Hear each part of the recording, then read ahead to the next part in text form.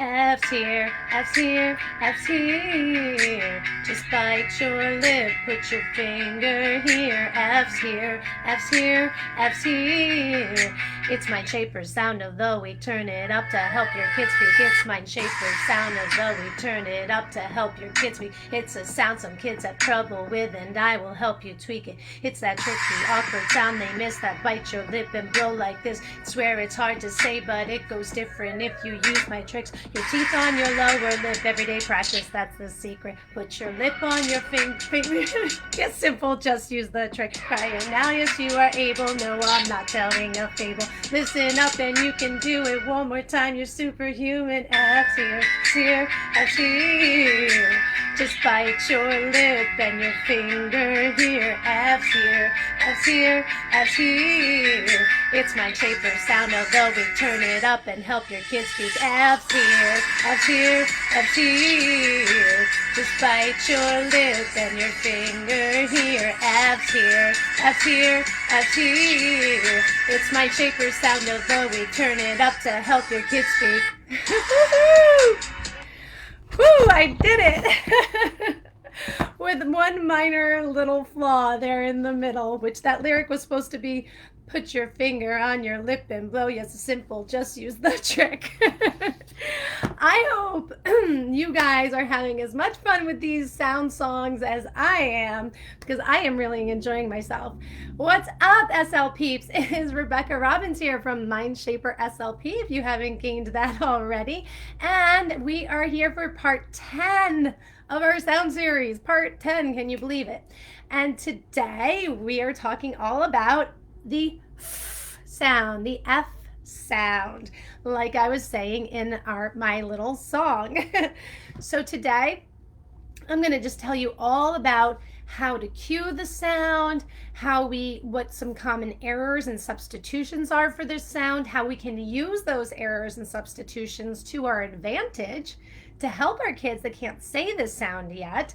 And of course, I'm going to give you some tips and tricks if your child just can't quite say that sound yet, how to maybe help get them closer. And also some activities that you can engage with your child to help them practice saying their F sound, their F sound. So let me just catch my breath for a minute after that song. Let's just start off with talking about that the F sound is another one of my sounds that is part of the later developing set of sounds. So if you haven't heard any of these sound series videos before, I talk about how in my Nonverbal No More system, I have divided the sounds into 3 different categories. There's the early developing consonant sounds, and then there's the later developing consonant sounds, and then the advanced consonant sounds. So the F sound is one of our later developing consonant sounds, and it does have a sound buddy, but the sound buddy is actually in the advanced consonant sound group. But I can just go ahead and tell you that the F sound buddy is the V sound. So the sound is the voiceless counterpart of the sound buddy. So we use one finger and we put it like just under our lower lip, like kind of in that little like nook right below your lower lip, and you push it under your teeth. F is what is called a labiodental sound. Labio, lip, dental, teeth, because it's made with by biting your lip, as I indicated in the song. You bite your lip and blow. In fact, that is often a phrase I tell my students when I want to cue them how to say their sound, Bite your lip and blow. That's the F sound. Now V is the voiced counterpart, so everything else is the same except you turn your voice on, so it sounds like V, V, and you can actually feel it vibrating on your lip. It gives a really good sensation on your lip. But that is in our advanced consonant sound group. So today we're just going to talk about the F sound. So like I said, you take your finger, place it under your lip, and push. Now, I'm going to just reiterate the process with my hand cue system is that the adult does the cue on themselves and the child imitates what the adult is doing. So the child would be doing this on themselves as well to, so that they have that available to them as a self-cueing strategy when you're not in one-on-one practice and they actually need to say the sound out in regular real world life.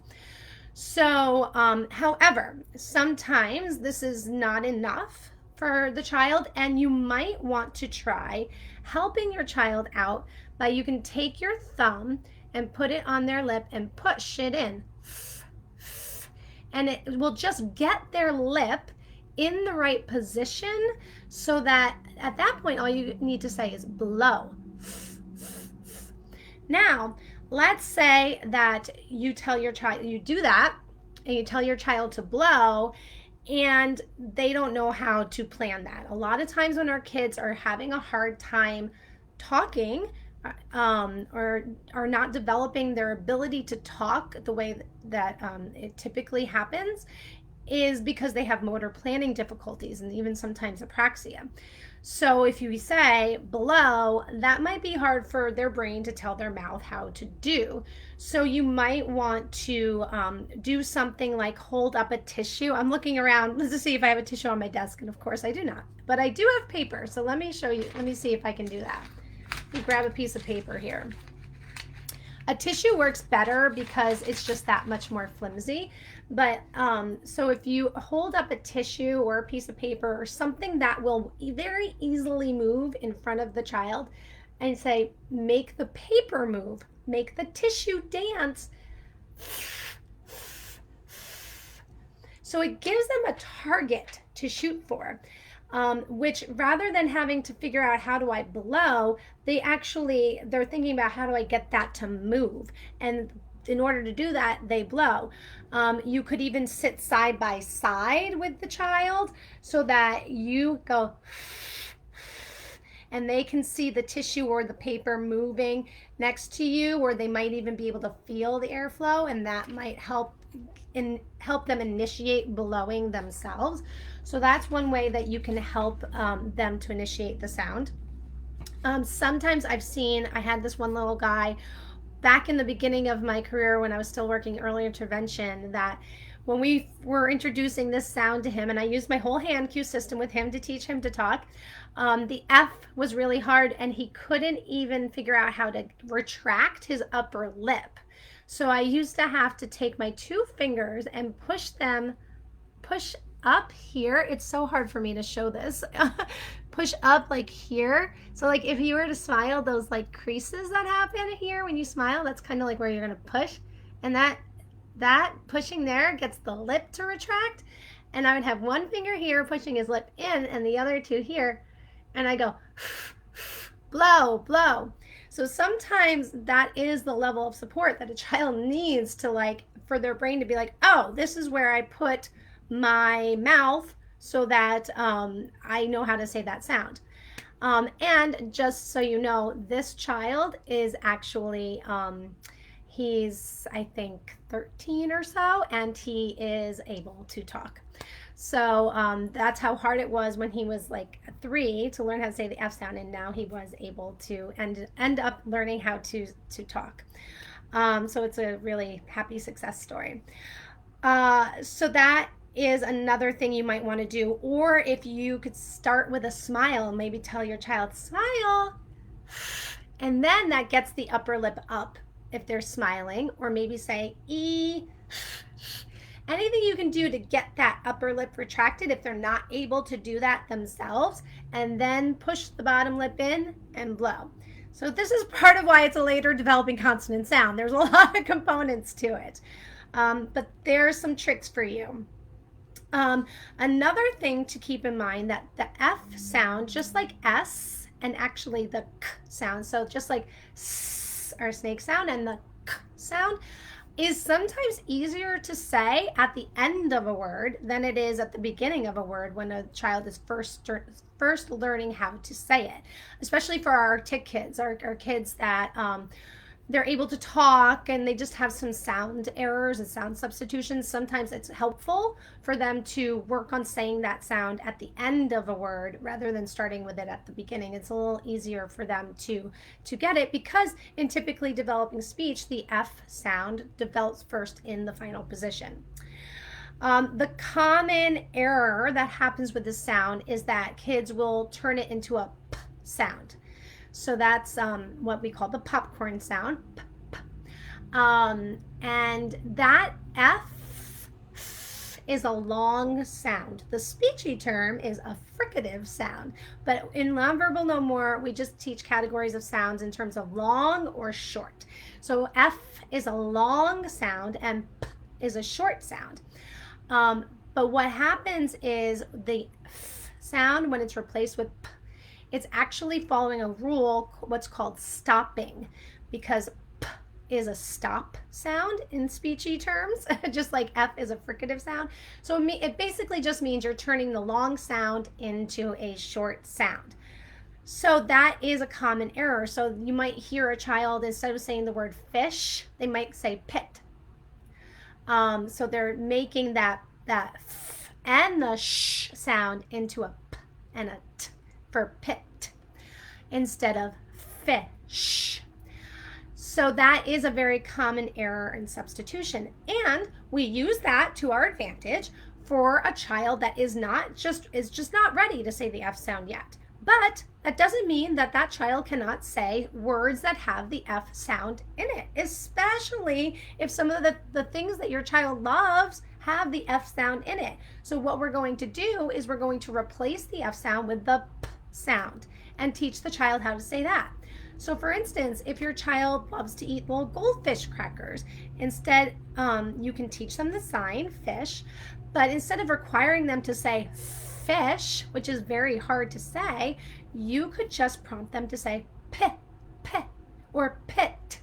And that is a completely appropriate, what's called an approximation for the future word fish. And I just want to reiterate, when you are allowing your child to use an approximation, which is perfectly okay, I recommend it, I encourage it, it's one of the strategies I teach in Nonverbal No More. Just make sure that you as the adult are always modeling the final word that you want the child to be able to get to eventually. So let's just take the example of fish. And if your child is asking for their goldfish cracker and they say p, instead of fish, yeah, good talking. Here's your fish. Yeah. But when you prompt them to say, like, you want your fish, p. Or maybe they're able to say the whole CVC, pit. You want your pit? Yeah, here's your fish. Good talking. That's your fish. Pit, fish. So you're always pairing the approximation with the ultimate goal. And this is what kids do in typically developing speech. And this is why we coach kids that are having difficulty learning how to talk through this process, because that is the typically developing speech process. I'm having a hard time speaking today. So now let's just talk about some simple activities that you could use to work on practicing the F sound with your child if they're just really starting to learn how to talk. So the word off is a good one to target. It's a VC, vowel consonant, very easy syllable to say. Off. That's how you would cue it. If your child can't say the F sound yet, you could prompt them to say up for off, and that would be perfectly acceptable. So you can do things like kids love sensory activities, so light play. Turn the lights off. Maybe that you have one of those light up sensory toys or a light up bouncy ball, right? So you turn off the lights, you bounce the ball, and then you turn the light on again. And if the child wants to see the ball lighting up in the dark, they have to request off to get the light to turn off. You could do flashlight play, and if you turn the flashlight on, it's not quite as cool if the lights are on, so then you request off to have your child say off to request the lights to go off and play with the flashlights. Singing Old Macdonald Had a Farm. If this isn't appropriate for your child, it's within their age range and their interest level, of course. But Old Macdonald Had a Farm is a great early song to sing. First of all, you can have the child fill in the word farm. So it would be Old MacDonald had a, and then you prompt them to say, you can eat. So the whole word that would be like this: farm, farm. But that might be a little bit too hard. So we're going to change it to farm. Don't worry about the R. Farm, farm. Maybe that's too hard. Maybe the child can't get the M at the end. So it's fa, fa. Maybe that's too hard. Maybe we need to change it to pa or palm for farm. Those are all good modifications for the word farm. So you go through the song and you have your child fill in the word farm with whatever level of ability he's at to say the word farm. And then the other reason that song is great, because you can do all the different animal sounds like moo for cow, and those are all early developing sounds. You can say ah ah for quack quack, or wah wah for quack quack. Ba ba is another early developing CV combination. So that's a great song to just practice singing with your child and have them fill in while you're doing practice on your speech sounds. And then fish is if you're requesting goldfish crackers. If you're playing with a fishing game, have your child requesting fish. And again, you can just simplify it to fit if they can't say the sh sound at the end, or fit if it's too hard for them to say both sounds, or pit, or just pit, or fit. So those are all perfectly acceptable approximations, and you just work on them requesting at whatever level they're able to say the word. So that's it for today. I hope you liked my little parody of Hot Girl Bummer Anthem was the song that I was doing a little parody of. And thank you for being gracious with my little lyrical flub. If you would like to, I'm very excited to announce that enrollment is opening very soon next month for Nonverbal No More. The best way to know about it is to get on my list, and the best way to do that is to get a sneak peek of the strategies we use in Nonverbal No More by signing up for my free video tutorial, Teach Your Child to Say Hi and Bye. It's basically like a free do-it-yourself speech session. Just check it out. The tutorial is about 20 to 30 minutes long, and it's just jam-packed with strategies you can implement right away, and it gets delivered straight to your inbox. Go to bit.ly/say-hi-bye to get your free copy sent today, and you will be on my list to find out right away when I open up enrollment for Nonverbal No More. Thank you so much for tuning in and staying tuned all the way to the end, and I will see you soon. Bye.